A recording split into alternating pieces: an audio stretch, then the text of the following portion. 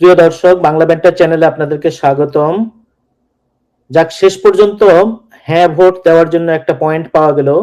সমাজে সমকামী বিষমকামী সব কামীর জন্য একটা জায়গা থাকবে। আলী রিয়াজ সাহেব এই কথা আগে থেকে বললে অনেক আগেই হ্যাঁ ভোটের জন্য ক্যাম্পেইন করতাম। তো এখনো সময় আছে, যারা না ভোটের চিন্তা করছেন তারা সমকামী এলজিবিটি কমিউনিটির স্বার্থে হ্যাঁ ভোট দেওয়ার কথা চিন্তা করতে পারেন। সমস্যা হলো, গণভোটে ইস্যু তো একটা না। এক গণভোটের ভিতরে সমকামিতার মতো আরো কত প্রোগ্রেসিভ বিষয় লুকিয়ে আছে আমরা জানতেই পারলাম না। তো জুলাই সনদে আছে accession to open government partnership, যার অর্থ হলো উন্মুক্ত সরকারি অংশীদারিত্বে সাথে যোগদান করা। বাংলায় খুব সুন্দর শোনাচ্ছে, ওপেন সরকারি অংশীদারিত্ব। তো এখানে সমকামিতার বিষয়টা কোথা থেকে আসলো শুনুন তাহলে। আমি না ভোট দিব। আপনি আপনার সিদ্ধান্ত নেবেন, সেটা আপনার ব্যাপার। আপনি যেহেতু আপনার অনেকেই যেহেতু আমাকে জিজ্ঞেস করছেন, তাই আমার একটা নৈতিক দায়িত্ববোধ আছে বা নৈতিক দায়িত্ব আছে আমার সিদ্ধান্তটা আমি কেন নিয়েছি সেটা বলা। কেন আমি না ভোট দেওয়ার সিদ্ধান্তটা নিয়েছি, আমাদের জুলাই সনদে 84 নম্বর ধারায় বলা আছে যে বাংলাদেশ সরকার মানে যে ক্ষমতায় আসবে, যদি এই জুলাই সনদ বাস্তবায়ন হয়, তাহলে ওপেন গভর্নমেন্ট পার্টনারশিপে বাংলাদেশ যোগ দিবে। আচ্ছা ভাই, জুলাইয়ে আমরা যারা আন্দোলন করেছি এর সাথে ওপেন গভর্নমেন্ট পার্টনারশিপ জিনিসটা কি ভাই?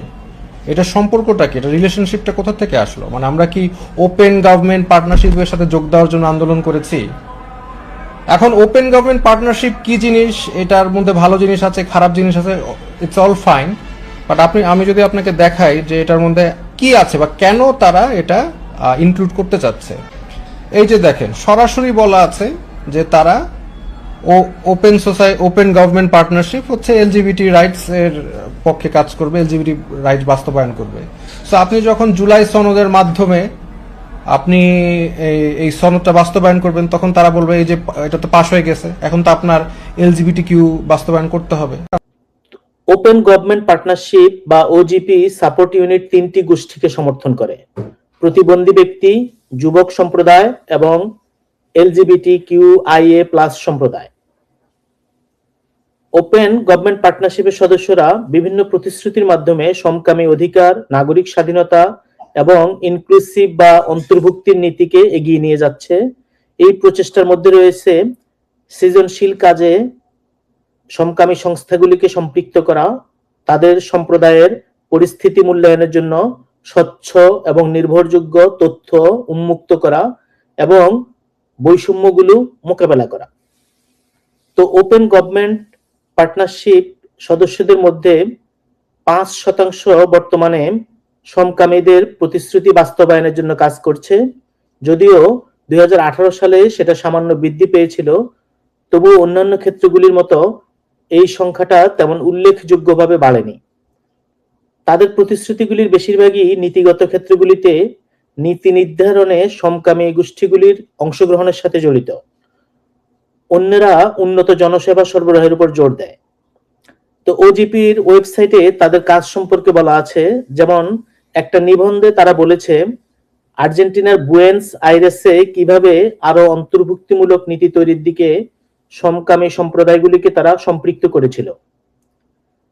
অতীতে বুয়েন্স আইরেস শহরে এলজিবিটি কিউ সম্প্রদায় সম্পর্কিত জননীতি নিয়ে কাজ করার সুযোগ খুব কম ছিল। ওজিপির মাধ্যমে উন্মুক্ত সরকার এবং জবাবদিহিতার জন্য তাদের অংশগ্রহণ বৃদ্ধি এবং জননীতিকে প্রভাবিত করতে যৌন বৈচিত্র্যকে প্রভাবিত করে এমন বিষয় নিয়ে তারা কাজ করছে। এর মূল লক্ষ্য হলো এলজিবিটি কিউ সম্প্রদায় সহ আরো বৈচিত্র্যময় প্রতিনিধিদের সাথে একটি অংশগ্রহণমূলক প্রক্রিয়া অর্জন করা।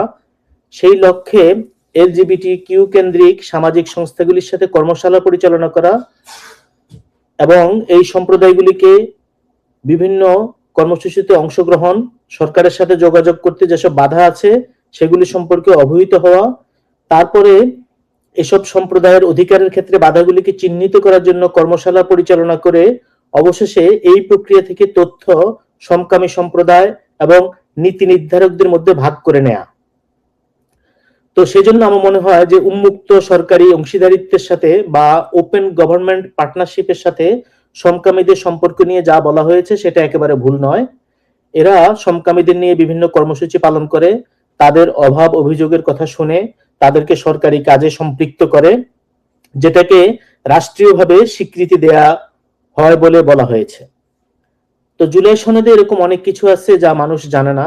বাংলাদেশের মানুষকে অন্ধকারে রেখে একটা হ্যাঁ অথবা না ভোটের মাধ্যমে অনেক কিছু আদায় করে নেওয়া হচ্ছে, যেটা খুব কম মানুষই ওয়াকিবহাল আছেন। যেমন এই সমকামিতার ব্যাপারটাও আমরা জানতাম না, একেবারে শেষ মুহূর্তে এসে গণ নির্বাচনের জাস্ট 2 দিন আগে আমরা জানতে পারলাম যে এরকম একটা ওপেন গভর্নমেন্ট পার্টনারশিপের সাথে অ্যাক্সেশনের ব্যাপার আছে। তো গণভোটে মোট 84টি সংস্কার প্রস্তাব অন্তর্ভুক্ত রয়েছে। এক হ্যাঁ ভোট দিয়ে এই 84টি বিষয়ে সুরাহা হবে। তো 84টি সংস্কার প্রস্তাব থাকলেও এর মধ্যে কোনোটিতে বিএনপি, কোনোটাতে জামাত সহ অন্যান্য রাজনৈতিক দলের নোট অফ ডিসেন্ট বা বাধা আছে। প্রথমে প্রস্তাবনা ছিল যে যেসব প্রশ্নের জন্য রাজনৈতিক দলের নোট অফ ডিসেন্ট রয়েছে সেই দল ক্ষমতায় গেলে ওই প্রস্তাবনাগুলি বাস্তবায়ন করতে বাধ্য থাকবে না। তবে শেষ পর্যন্ত এ নিয়ে সমাধানে ব্যর্থ হয়ে সরকার গণভোটের সিদ্ধান্ত নেয়। গণভোটে হ্যাঁ জয় পেলে আগামী সংসদে এই 84টি ধারাই বাস্তবায়নে বাধ্য থাকবে। এর মানে দাঁড়ালো রাজনৈতিক দলগুলির মধ্যে কোনো ঐক্য হয়নি।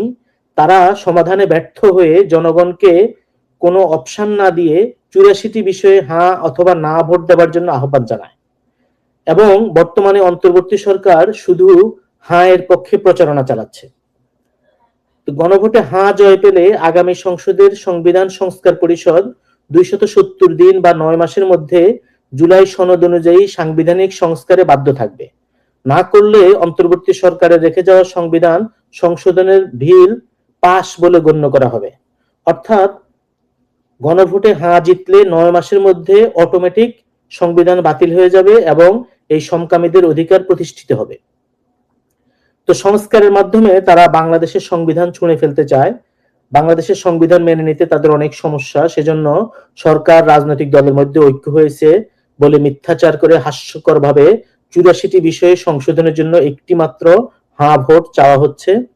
জনগণের মতামতকে, চিন্তা চেতনাকে তারা কোনো পাত্তা দিতে চায় না, জনগণকে তারা ভোদাই মনে করে।